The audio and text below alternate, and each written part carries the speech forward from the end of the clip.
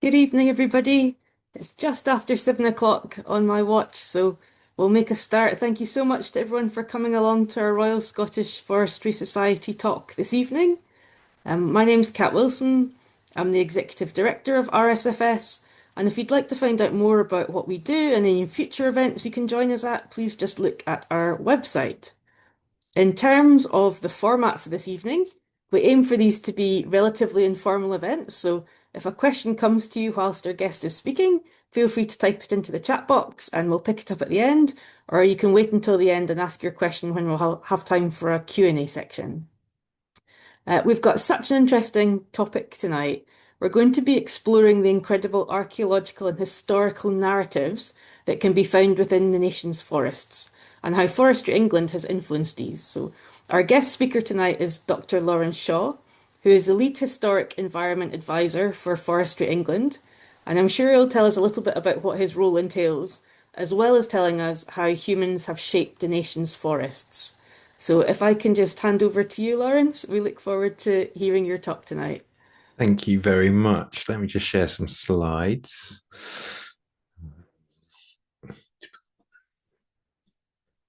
Is that full screen for you all? Perfect. I can see some nods. Fantastic. All right. Well, good evening. Thank you very much for inviting me to talk to you all this evening. So, as Kat said, I'm Lawrence Shaw. I'm the lead historic environment advisor at Forestry England, and basically, I set policy, strategy, and advice for how we manage and incorporate and promote and celebrate the incredibly rich and well preserved historic environment that can be found in the nation's forests. And by nation's forests, I mean the England's forests. And what I'd like to cover in this evening's talk, so the origins of Forestry England and or the Forestry Commission as a whole. So this will capture a little bit of forestry and land Scotland, a little bit of natural resources Wales, but the majority of the focus is going to be on England and the development of the organisation, the current state of play, and then a whistle stop tour of the historic environment narratives that can be found in our forests. So, a quick introduction. I'm sure I'll hopefully I'm not teaching you all to suck eggs on this aspect, but the Forest Act in 1919 is really the origins of the Forestry Commission, and it was introduced to address the timber shortage that was created following the end of the First World War. And looking to increase British woodlands cover, which had been reduced to an all-time low of around 5%. And the Act established the Forestry Commission, which still exists today, but in slightly different formats and roles, to create state-owned woodlands and forests and to promote and develop forestry on private estates. And if we look at just some pictures from the First World War trenches, you sort of get the slightest of hints of why our timber resources were at an all-time low. There were thousands of kilometers of trenches dug during the First World War. And this just gives you one little hint as to how that timber was used, whether that's for bridging, whether that's for trenching and for shoring up, whether that's for rifles, whether that's for ammunition boxes, steps, anything that carts, they're so much use for timber, and you can sort of just get a hint if this is just one, maybe let's say 20 meters worth of those thousands of kilometers that were dug during the First World War. You can sort of get a hint of why our timber got to the state that it was in. So the first trees, as part of the newly formed Forestry Commission, were dug at Egerton Forest in Devon in 1919. And really, the Forestry Commission properly grew in 1923 when we took on responsibility for most of the Crown's woodlands, including Forest of Dean and the New Forest, which added around 120,000 acres to the estate. In our first 10 years, the public forest estate reached around 600,000 acres across 152 forests. 138,000 acres have been planted by the organisation across England, Scotland, and Wales. And namely, and it was largely fast-growing conifer trees, but also 7,500 acres of broadleafs, and that conifer is deliberate because it's a hangover. It's a result of that First World War and the impending Second World War. Um, but in addition to we got private landowners creating around 54,000 acres of woodland.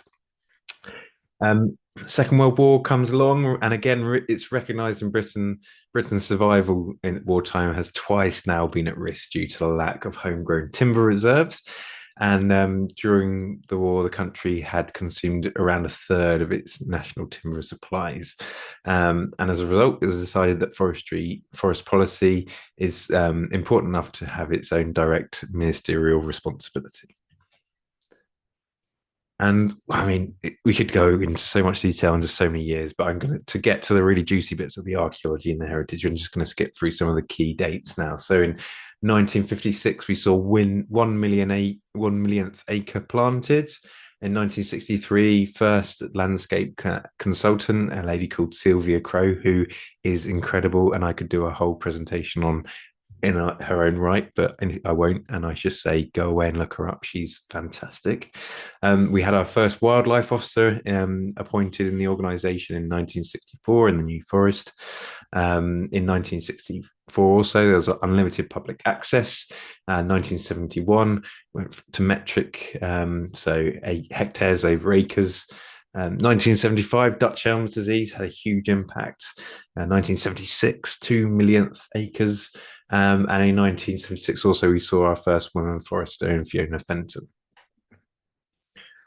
But then there's some really nice things that start to shape about what forestry is, what our drivers are, and what our responsibilities are. And come 1980s, it's not about wartime responsibilities and quick growing commoners, but there's things like the Wildlife and Countryside Act in 1981, which is looking at balancing forestry with conservation priorities.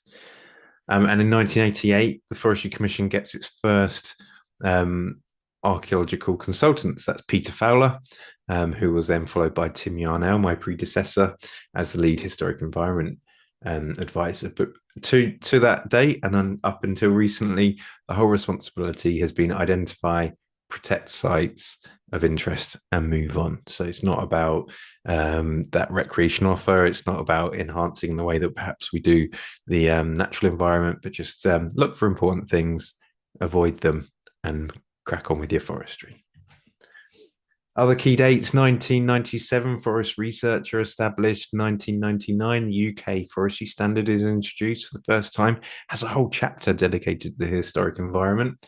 2013, Natural Resources Wales takes over responsibility of the French forests, and 2019, Forestry Commission splits into departments, and Forestry Land Scotland take responsibility for Scottish forests. And I should say, please be sure to check out Matt Ritchie, who is my counterpart at Forestry Land Scotland, an absolutely incredible archaeologist, and does amazing things with interpretation and outreach. And do just search archaeology, forestry, and land Scotland, and you'll see all the resources that he's created. He's a fantastic human being. So the Forestry Commission today, then there is the Forestry Commission, but it's a big umbrella, and it incorporates 3 separate departments. The first of which is Forest Services, which are the non-ministerial department responsible for protecting, expanding, and promoting the sustainable management of forests and woodlands in England. Now, rather confusingly, they still call themselves the Forestry Commission to people outside. So if you ever get here, Forestry Commission, they're talking about Forest Services. And they are the statutory body. They oversee felling licenses, guidance, regulations, and grants, and general government ambitions for tree planting and whatnot. EIAs also. Then there's Forest Research, who are Great Britain's principal organisation for forestry and trees-related research, providing evidence and scientific services in support of sustainable forestry.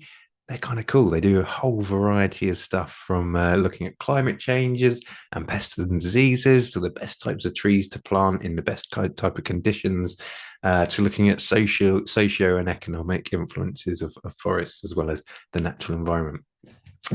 And then you got Forestry England, which are the curators of the nation's forests, England's largest land manager. And that's who I work for.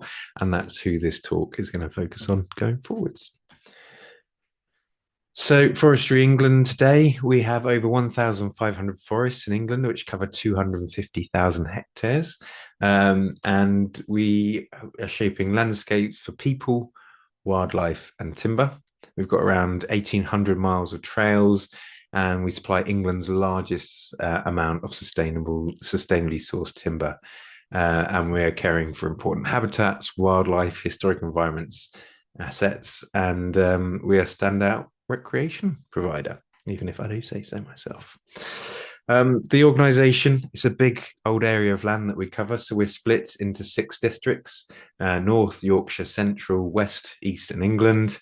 And each of those have a managing director and dedicated staff. And each of the pink dots you can see on the right there represent one of our forests. So we border the Scottish border, and we go down onto the Isle of Wight, we go down into Cornwall, and right out into sort of Thetford and Suffolk and Norfolk, and everything in between, the Welsh border also.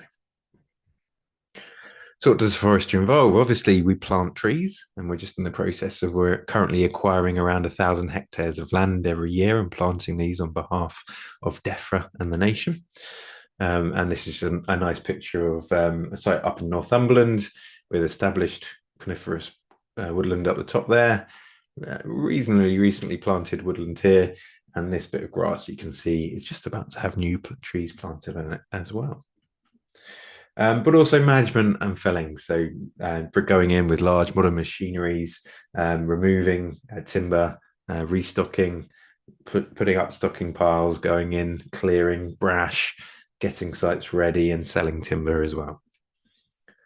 But also much, much more. So we look at wildlife management, we look at climate change, we look at reversing the negative impacts that the organisation's had on water systems, peat systems, habitats, ecosystem services, and sort of restoring places that perhaps aren't best placed for coniferous plantation now, but because the return isn't so great, but also the value of restoring that habitat is far greater than the timber return.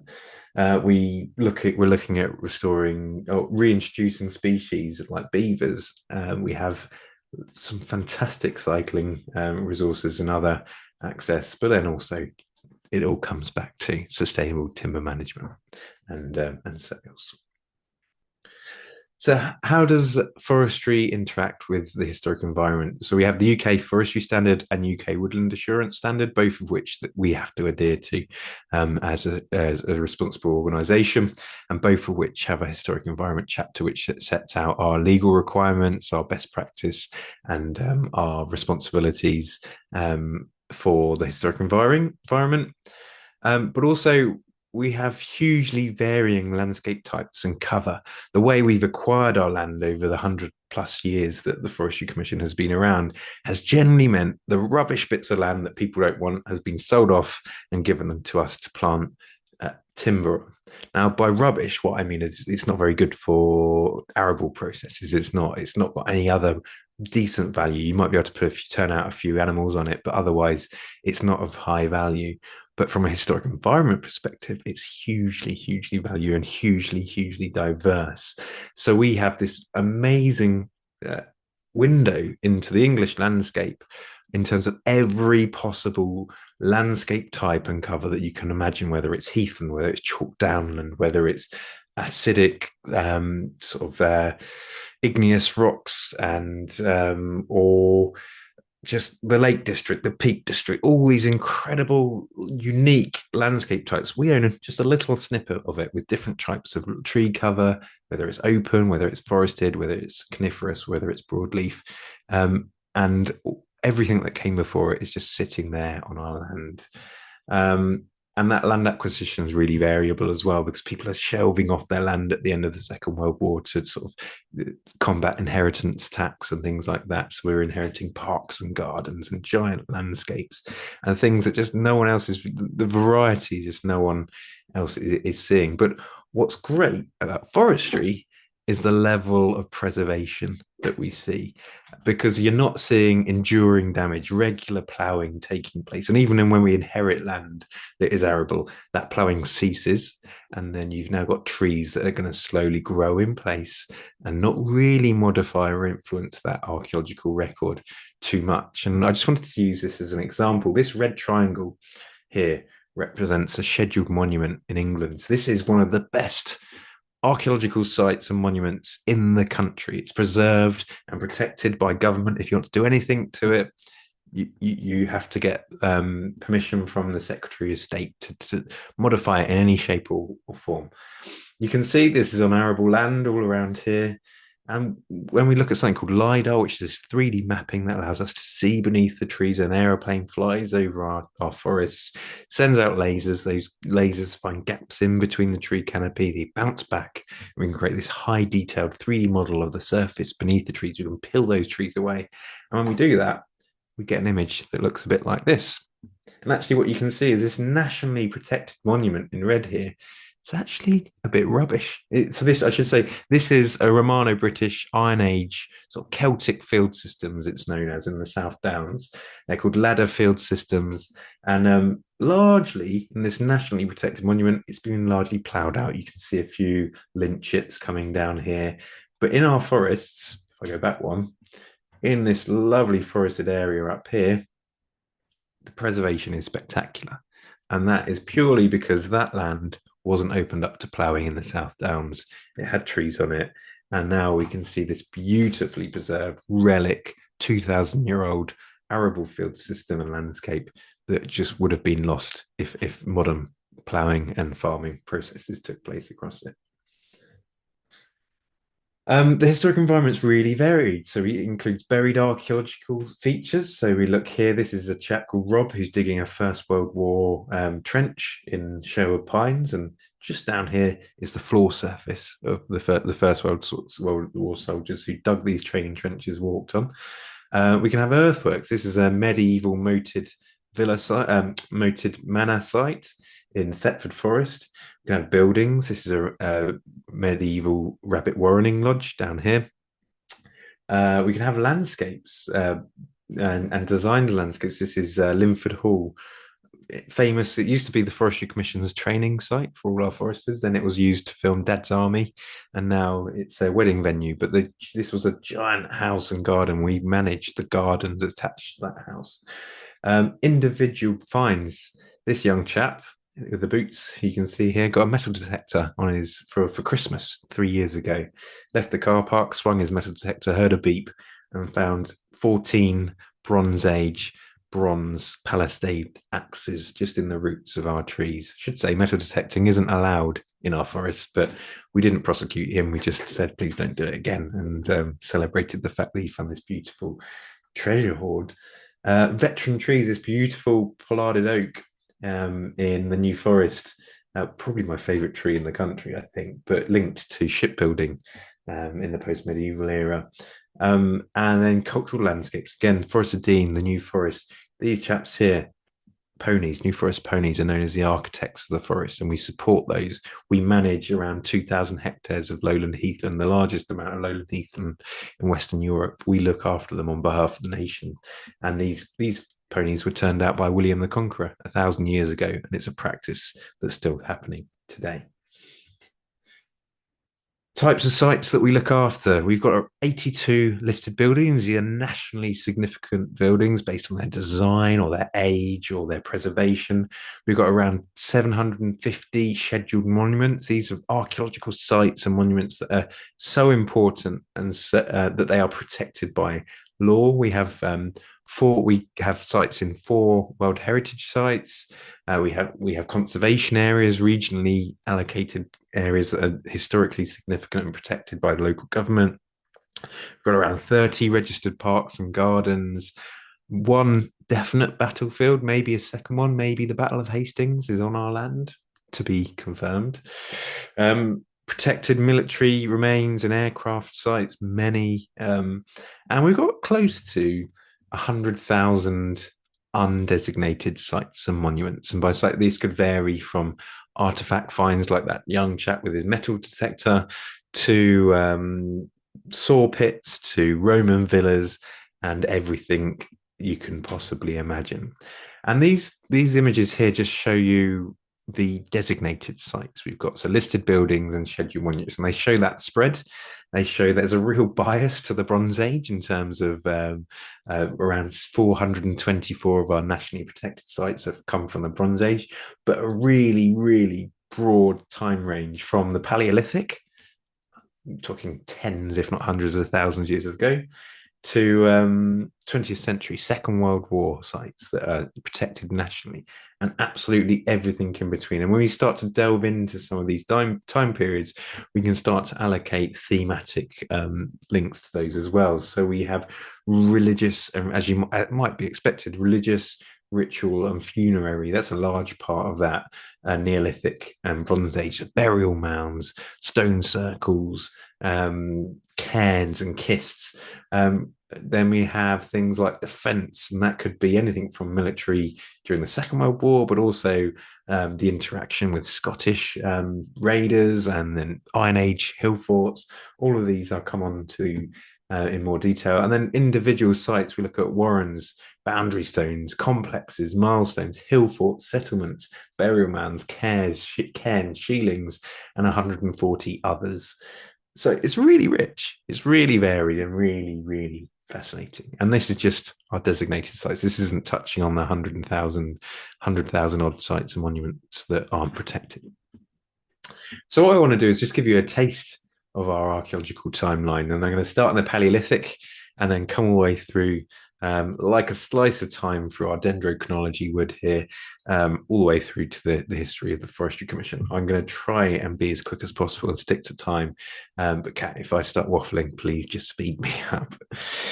So we're going to start in the Paleolithic. And these are probably two of our most significant sites, if not the country's most significant sites. And the first is Linford Water. And this is linked to the Middle Paleolithic. And prior to us inheriting this site, do you remember that building I showed you on the photo that I said was the training school and the place where they filmed Dad's Army? That's just behind where this photo was taken. And in the 1990s, they started extracting vast amounts of gravel from this area, and it was handed over to Forestry Commission to turn into a forest and manage as a water supply. But just over here, while they were extracting all the gravel, they found some really dark, rich, organic deposits, and they thought, just stop and get some advice on that. And they got some archaeologists in, and within that, they found tens of butchered mammoths, along with other faunal remains from bears, wolves, hyenas, deer.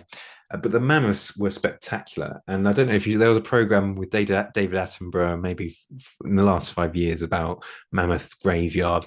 This site it got onto BBC. This site is so much better than that in terms of the quantity and the preservation.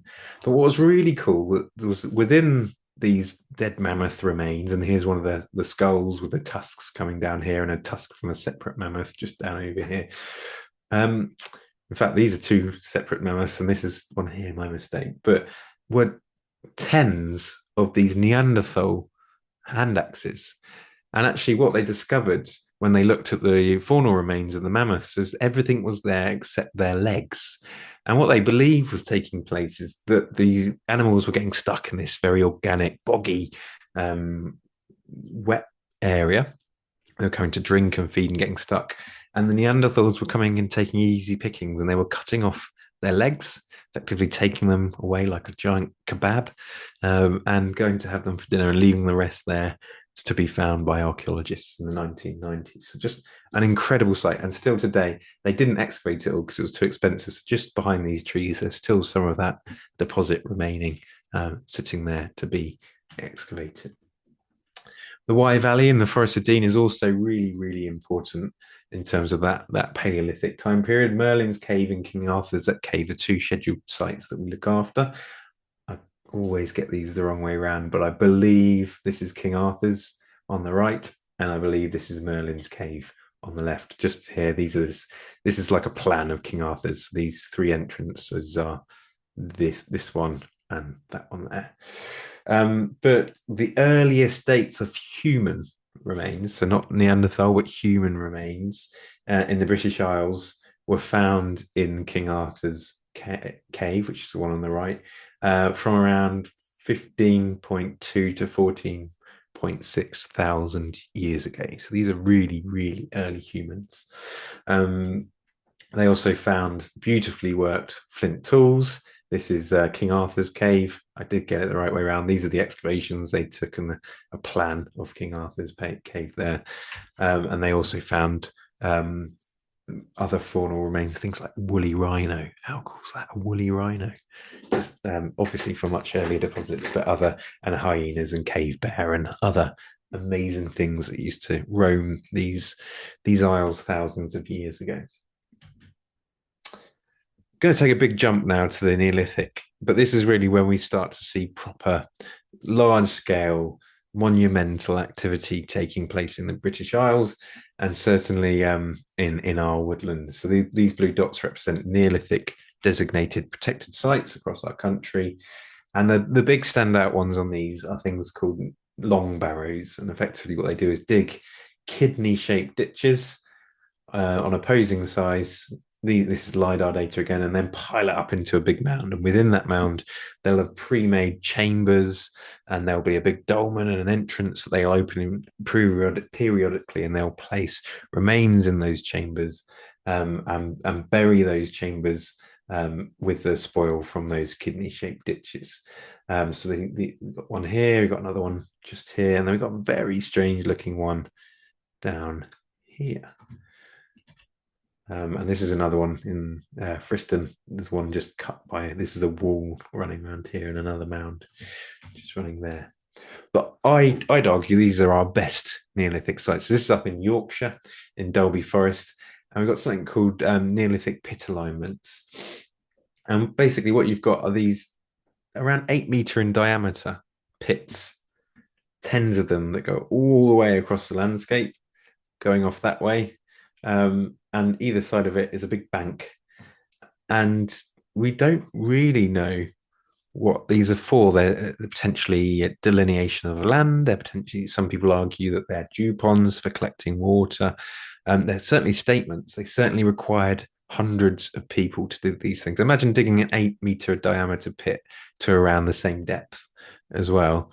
That is no mean feat. And then adding a bank and digging hundreds of them. And a really nice example again is you can't really, it just goes off. This is a 3D image of these pits running down the path here, and they just completely disappear as you go into that arable land to the south there. So amazing, amazing sites, and some of the best preserved prehistoric pit alignments in the country can be found in our forests. And this is one stretch of 3 that we look after in Dalby Forest alone. But it's the Bronze Age where things really kick off. So we get settlements, we get stone circles, we get rock arts, we got barrows, and we got westwards. And I'll come on to westwards, but probably one of our most significant sites that we look after. But if you could think about those few sites that we saw in blue in that Neolithic thing, this is how many Bronze Age sites we've got that are nationally protected. And the biggest of those are burial mounds, Bronze Age round barrows or burial mounds.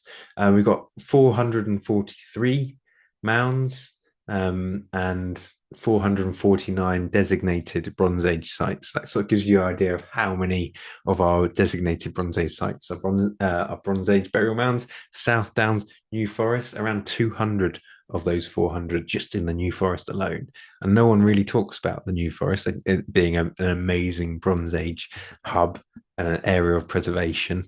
But they'll talk about William the Conqueror and commoners and all the other things. But actually, it's one of the best preserved Bronze Age landscapes in the country. Excuse me.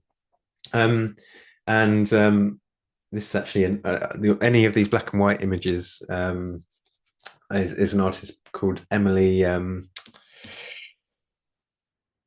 Oh goodness, I'll remember it in a bit. Anyway, she's based in Lockeridge, in Perthshire. So a fantastic artist, and I recommend going to check her out. I'll remember her name later. Emily Cruikshank. Anyway, she produced these images, and we got some lovely details on some of the barrows that are dug in the New Forest. I don't know if people have seen the film called The Dig with what's his name, Fines. It's all about the excavations at Sutton Hoo and that incredible ship burial in Suffolk. Um, but there's a lady in that film who's depicted, a lady called Peggy Piggott, who learned to become an archaeologist on those digs, and she left those digs and went to the New Forest. And just before the Second World War, she could see all these new airfields being installed by the government, and she got money and hand wrote letters, as you can see one here, to the government. Signed off by Peggy down here, asking for workers to excavate these barrows before these Second World War airfields were installed. And we've got amazing written records of what she found. It's not fantastic archaeology because it's got to be done tomorrow, it's still just a lovely little insight into how people were learning about and protecting and managing these sites during different time periods. Some of my favourite Bronze Age remains are down in Dartmoor National Park, and this is Fernworthy Forest. Beautiful stone row with a kiss just outside the image of here. And this is a top down image of the same stone row. We have kists and ceremonial sites. We have Bronze Age enclosures. This is Craps Ring, and you can't see it very well, but there are stones. I don't know if you can just make out that little circle down here. That's a roundhouse in the middle of here, Bronze Age settlement. Lots of different roundhouses in there. This is one of the roundhouses from a top down. So the interior wall here, exterior wall here. And then a beautiful Bella Vitor. This is beautiful Rosetta sort of enclosure or rose enclosure with different sort of stock management, and a roundhouse here and a roundhouse here and a roundhouse there, and many more roundhouses held within there that people lived in, looked after their stock, grew crops. This is the birth of modern sort of civilization as we know it around 4,500 years ago. But the best Bronze Age site we've got is the quarry site for Stonehenge. We basically have a long-standing, outstanding bill that needs to be paid by English Heritage because we provided the iconic trilithons from Stonehenge. So some work that was done a few years ago now by the University of Brighton and a number of other partners looked at undertaking a process called portable XRF. So they scanned the stones at Stonehenge, the iconic sarsen stones, the trilithons, not the earlier Neolithic blue stones, but the big ones that everyone knows Stonehenge for. They scanned it, they got the chemical fingerprint of these stones, and they went looking for where these stones came from. And I mean, it is a needle in a haystack operation. There are so many of these possible quarry sites around, but something like the 10th site they went to was our woodlands in Westwards, and they scanned the stones and they found what they're saying is the most probable quarry site of Stonehenge. So it's 99.5% likely that the stones at Stonehenge came from Westwards, which are these, and you can still see these giant sarsen stones littering our landscape today. And I love it because one of my first jobs was working at Stonehenge, and here are some of the beautiful. Here's me stood in a hole and some lovely sarsens behind it. But we're still discovering more about the Bronze Age as well. So something we undertook 2 years ago was an excavation of this standing stone in Derbyshire, just outside the Peak District National Park in Matlock. And this is a stone that people never really knew whether it was prehistoric or whether it was a Victorian folly. And we had some unofficial excavations undertaken here with a young chap and his granddad who started digging around because they thought it might have been a stone circle. And we found out about it and we thought we'd just investigate it a bit more, see if they'd caused any damage. They hadn't, and they were very good at telling us about it. But they'd suspected there was a stone circle running. So they had this stone here, they found a stone there, another one there, another one there, and they wondered whether there was a stone circle complex going on. And when we dug there, what we found was this beautiful paved platform. And that platform was cut through, but to place this stone into it. So there's an earlier platform, and then they dug a hole through it, and they stuck this giant stone in it. And at the bottom of the stone, there was a hole. So they didn't fill the hole. They left a gap of around 20 centimeters, which was full of water. It was a natural sort of waterhead or spring. And this is in the top of a catchment area. And we took dates from this material of the cut here, and from the very, very bottom material of that hole where the water was, and both came back and that straddling that Neolithic early Bronze Age time period. And what we found is a really important Bronze Age standing stone, possibly stone circle, most likely standing stone. If you want to find out more about that, we did a program with Time Team. So if you go on their YouTube, you can watch it for absolutely free anytime you want. It's called The Mystery of the Standing Stone. And yeah, just search Time Team on YouTube and you can watch it whenever you like. And these are the carbon dates that came back. I won't go into details, but basically very, very accurate, both from two separate deposits and both are around 10 years either side of each other, which is amazing. Iron Age comes along. It's great. First monument that all of our districts have in it in the form of Iron Age hill forts. Then we get square barrows, we get industry, and we get banjo enclosures. So this is Wooler Hill Fort, just towards in Northumberland. You've got it's called a multi-valet hill fort. So you've got multiple ramparts with internal divisions, an entrance here with multiple ramparts, and just over here the remains of the Victorian golf course that was once placed here. It's a lovely site. Um, we got those Iron Age hill forts everywhere. They are in every district. They are spectacular, where people lived, where people defended, yeah, huge amount of time and people resourced to make these defended settlements. Wycombe Forest up in Yorkshire. Every little square you can see on this map is known as something called an Iron Age square barrow. So like a round barrow in the Bronze Age, but the Iron Age they make them square. These things are normally found in housing developments. Just as they're clearing the land in arable fields, they'll strip the fields and they'll find ploughed out square barrows. And within them, they'll find chariots with horses and beautiful treasures and amazing things. The best thing about Wycombe Forest is these things are just standing there. They're extant. There are mounds above the ground with a ditch around them, and hard. Arguably, you wouldn't find a better representation of this burial practice in the country. And then Micheldever and Itchen in Hampshire, we get these fantastic things called banjo enclosures, and they're named after their shape. They are shaped like a banjo, and you get a neck coming down here within a circular enclosure with a ditch on the inside and a bank on the outside. So normally, like those Iron Age hill forts, you have a ditch on the outside and a bank on the inside, so it's hard to attack. But actually, with a ditch on the inside and a bank on the outside, it's about keeping things in. And excavations, there's another one here. So avenue or droveway coming in here in a big circle around there. And excavations at sites such as these have found roundhouses, but also loads and loads of domestic waste. So what we think is that people are living here, droving their animals in there, protecting them in with them, and then sending them off into the landscape to as and when they wish. So beautiful, beautiful things. Again, in terms of it, you won't anywhere else. There are lots of banjo enclosures in Dorset, for example, but they've all been ploughed out. But to be able to see it physically remaining as an earthwork and a ditch is because the trees are on this site and have just prevented its loss. You can see the arable fields here to the right or the east of this banjo enclosure, which would have carried on with antenna ditches here, but completely gone. And we've got an amazing industrial site in the Iron Age. So Warncliffe up near Sheffield. If you go there today, most famous for rock climbing and mountain biking and hiking. But this is a huge industrial site around 2,500 years ago.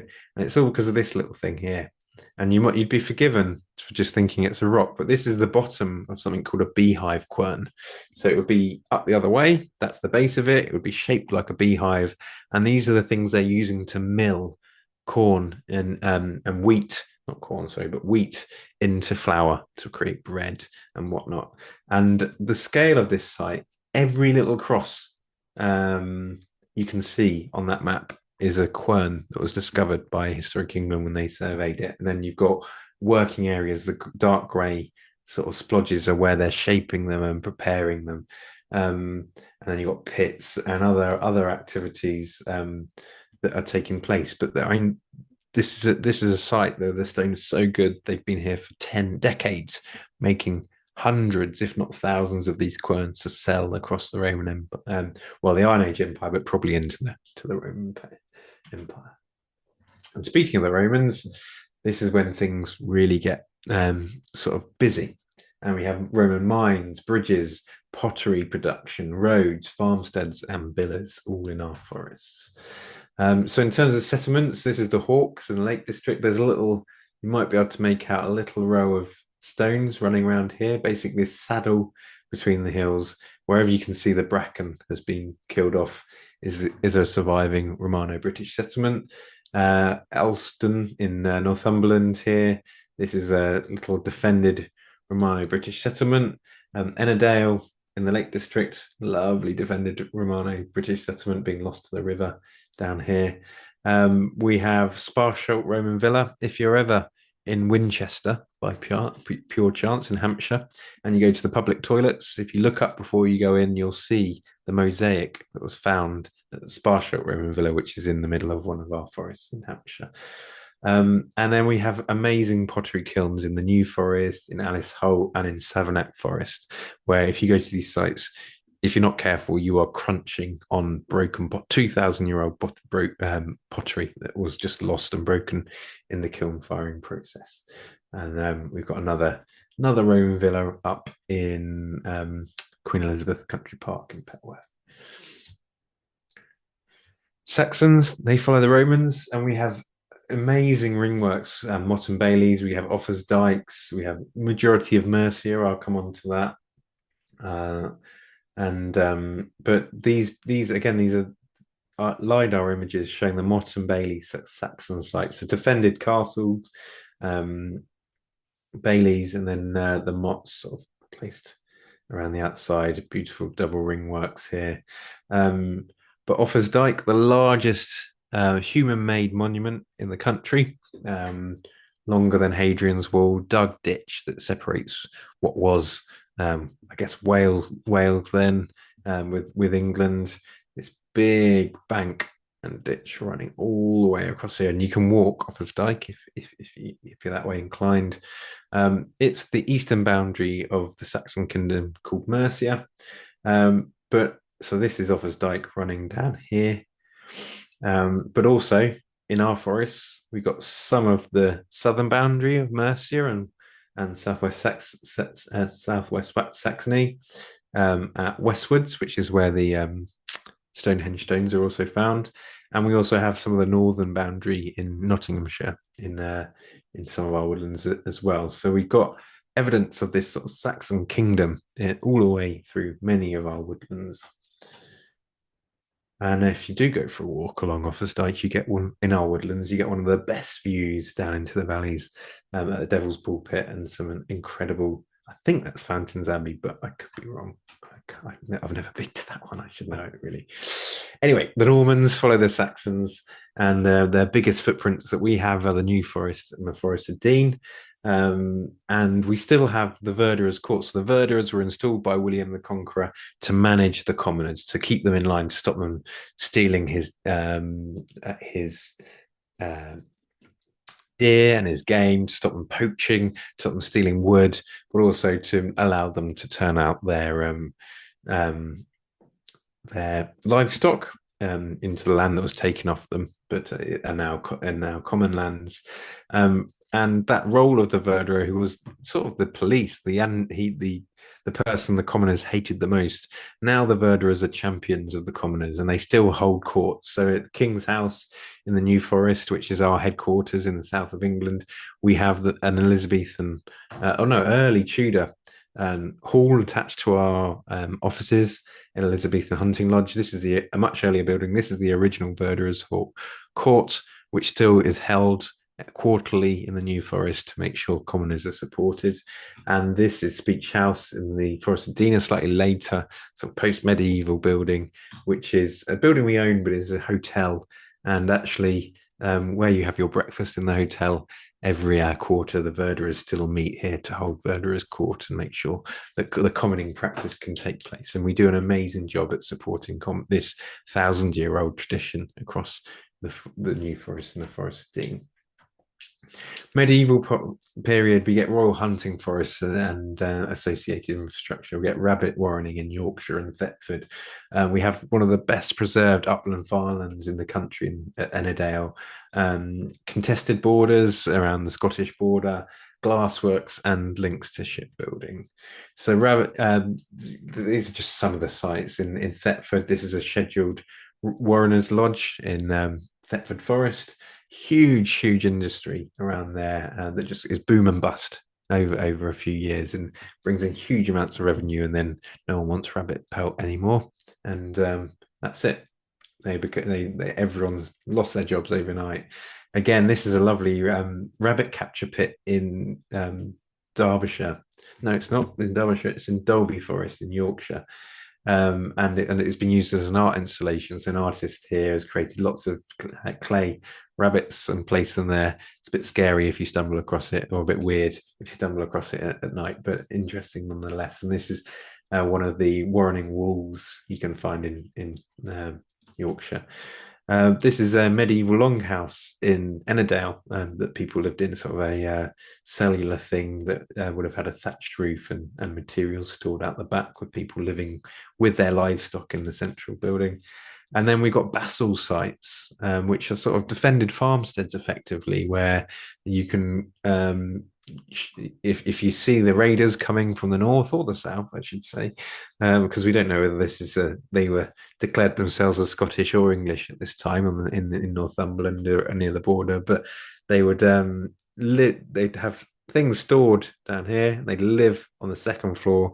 They could pull their ladder up. They had something called a quench hole where they could pour water down and put out fires on the doors that people were trying to raid their farms. And this is another example of one of these basal sites, just maybe a couple of kilometers south of this one here.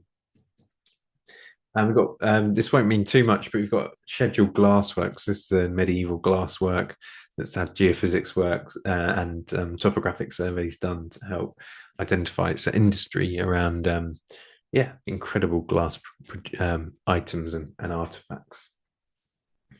Post-medieval period, we get big houses, we get the industrial revolutions, and we get our parks and gardens.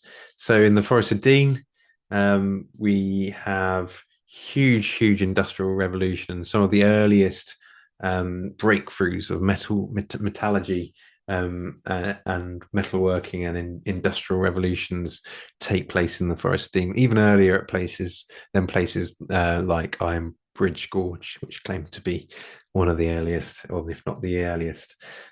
We still have the role of the deputy gaveler, who is appointed, who is in charge of everything below the ground. And the free miners in the Forest of Dean are still allowed to mine coal in the Forest of Dean. It's the only exemption of the recent government acts, which says coal mining will stop in Britain, except the Forest of Dean. You can only be a free miner if you were born in the 100% Brevils, which is a certain boundary in the Forest of Dean. You've mined for a year and a day down the mines, and you are male. There is one female for the first free miner, but generally it's very male weighted. The issue with that is that there's no hospital anymore in 100% Brazil. So unless you're born at home, you cannot become a free miner. But Forestry England, it's a royally appointed post. The deputy gaveler is in charge of all the minerals below the ground, and we have to look after those free miners and all the other sort of stone-based extraction quarries and things like that. This is the deputy gaveler who recently left, a chap called Dan, who, due to complications when he was born out at Gloucester Hospital, so he isn't allowed to be a free miner. His grandfather was deputy gaveler, but his father, Mike, is a free miner, and to say, really interesting. And they were granted this by Edward I in the 13th century, the right, because they went and helped to fight the Scots. And did a very good job, apparently, with their crossbow. So apologies for that. And then we've even got this lovely industrial silver mine in Cornwall.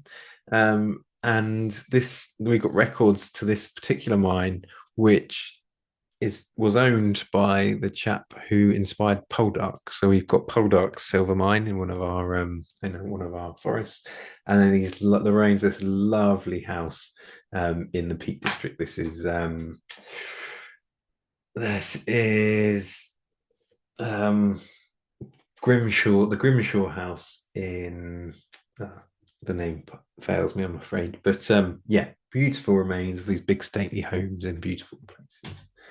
And what's cool about the Forest of Dean is that we've got trees below ground and above ground. So this is a fossilized coniferous tree that is sitting in carbon sort of print in coal on the roof of one of the coal mines in the Forest of Dean. So we've got trees, millions of year old trees underground and above. And if you want to learn more about how we've been mapping those, you can go on Forestry England's YouTube channel and look at how we've been using robotic dogs to 3D map the mines in the Forest of Dean. The registered parks and gardens are really cool that we own. So often this land after the Second World War is being shelved off. So we don't get the houses, we don't get the parkland, but we get these big forest backdrops which have been designed to be viewed as vistas and part of the carriage routes and things like that. And our standout ones are the National Pinetum at Bedgebury in Kent and the National Arboretum in Western Burt in the Cotswolds. Bedgebury is a grade 2-star registered park and garden, so protected due to its design and whatnot.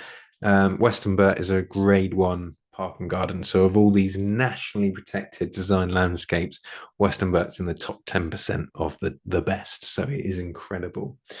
And we've got amazing stories like this one up in Nottinghamshire. In the middle of our woodland, there is a Saxon or medieval Motte and Bailey, and recent research has suggested that was owned. That was the Motte and Bailey, the castle of the sheriff in Nottingham, linked to Robin Hood and all the other things such as that. So we might have the house of the sheriff of Nottingham in one of our forests.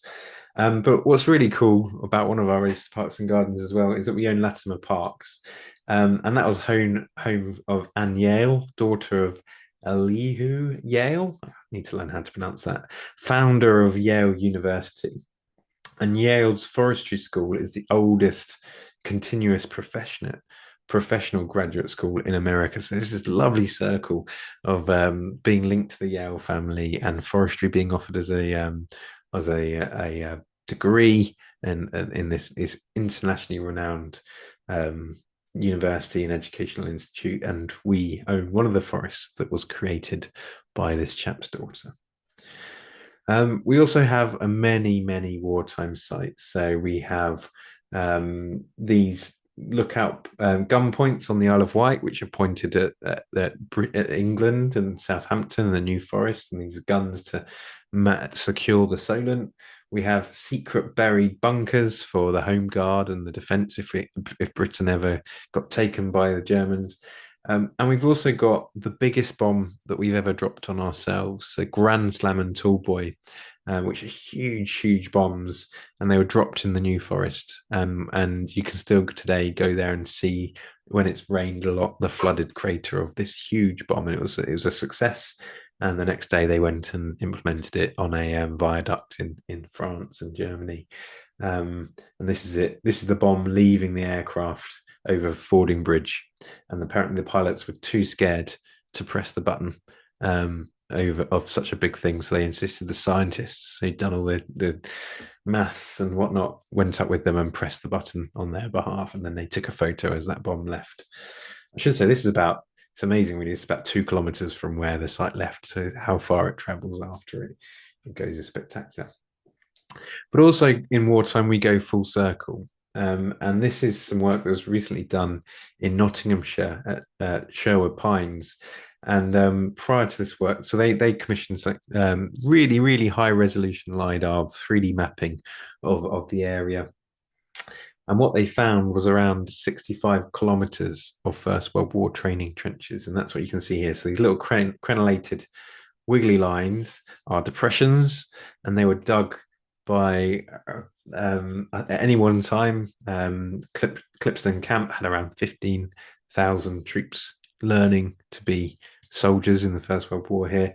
You've got the front line that they dug here, the secondary line here, communication trenches coming down here, and then the reserve line here. But then also we can start to see different tactics also. So these are effectively made up bomb craters, and they've been connecting those bomb craters to sort of simulate how they might use no man's land and shape utilize the infrastructure of the battlefield when they haven't got time to dig fresh, beautiful trenches.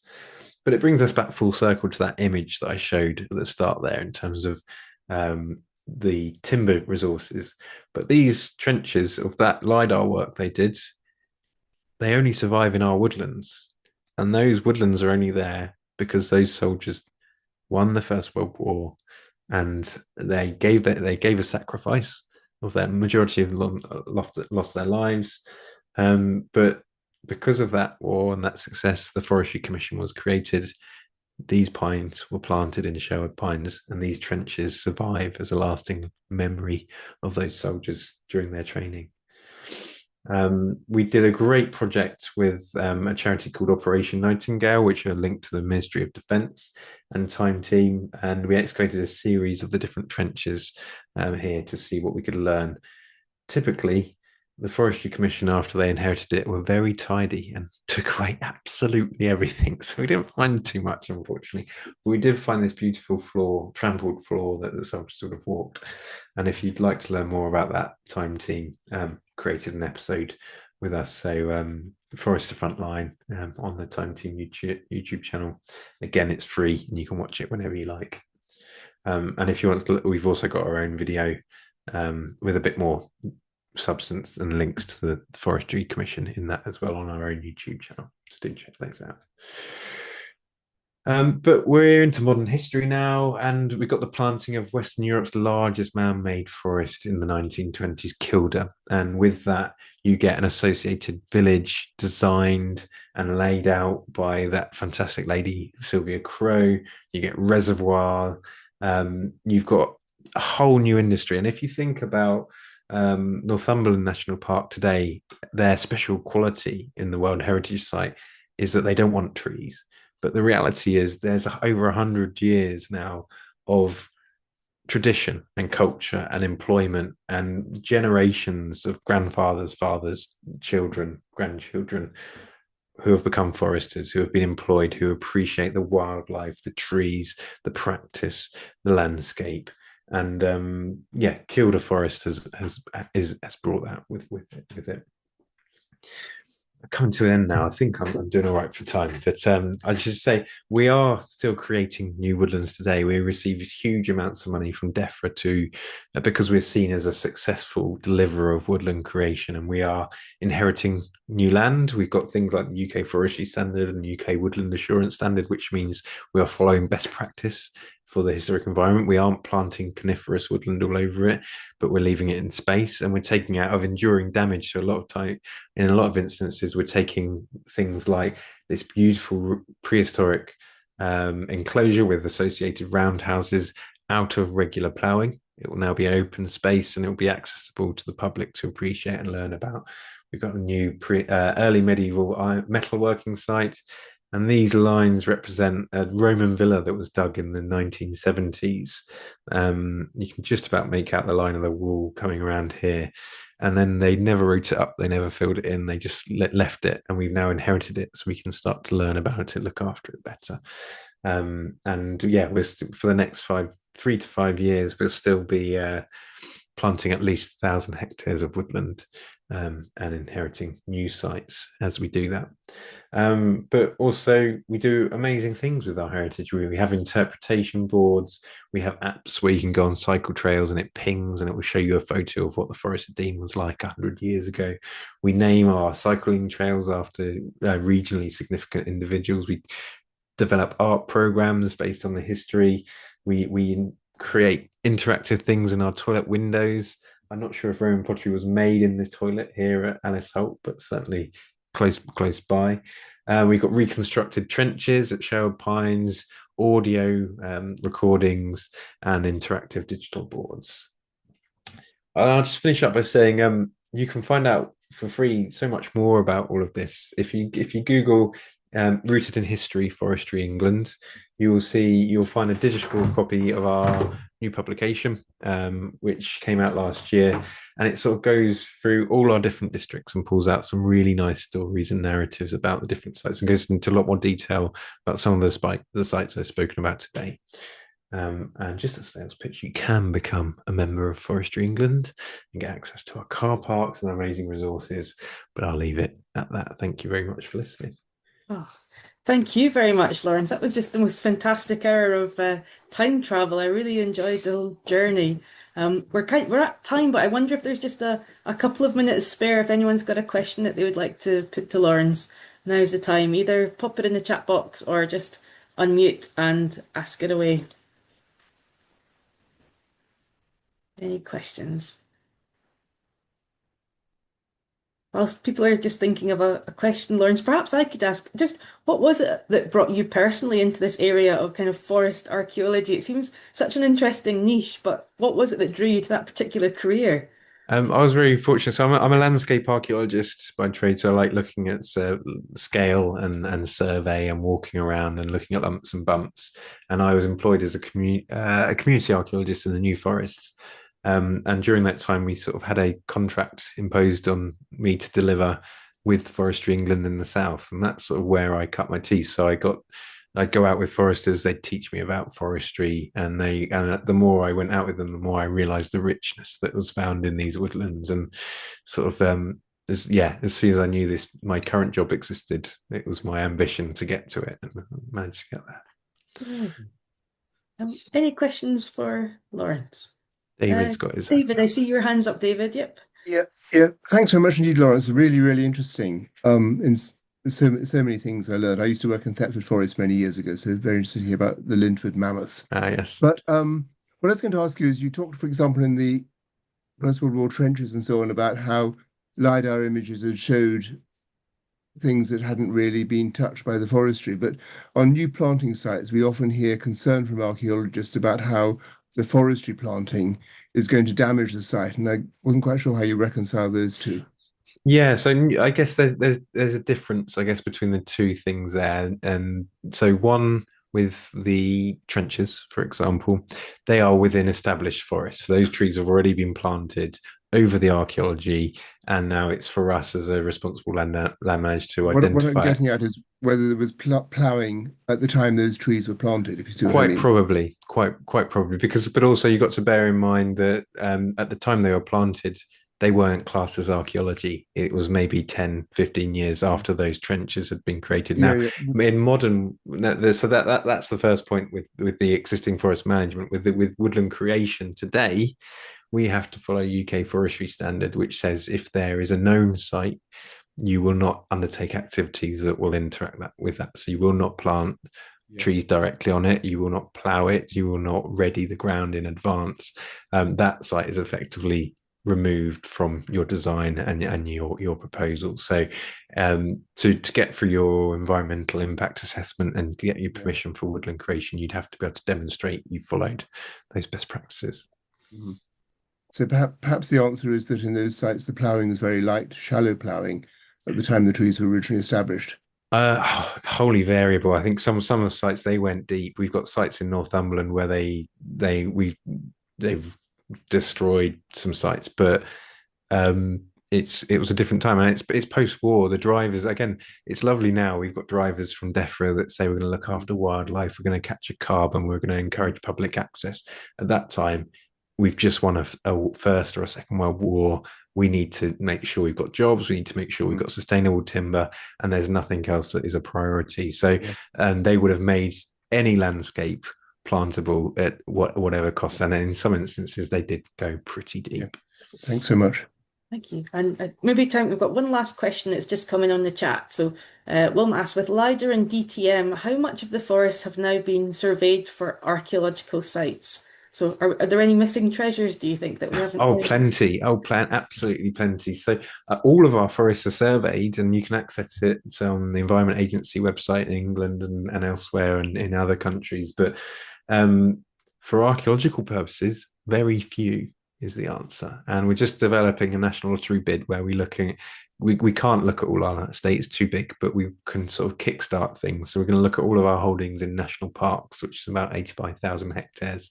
And we're going to work with professionals and communities to map these, doing crowdsourcing and citizen science, and then develop more projects around excavation, advanced surveys, guided tours, interpretation, and all the other good things that come with that. Well, there's lots of work ahead. That sounds Yes. very encouraging. So we'll wrap up there and just thanks again, Lawrence, for giving up your time tonight. It's been a fantastic evening, and I think it's given us a renewed sense of place and time, and really appreciate your efforts. And to everyone for coming, many thanks.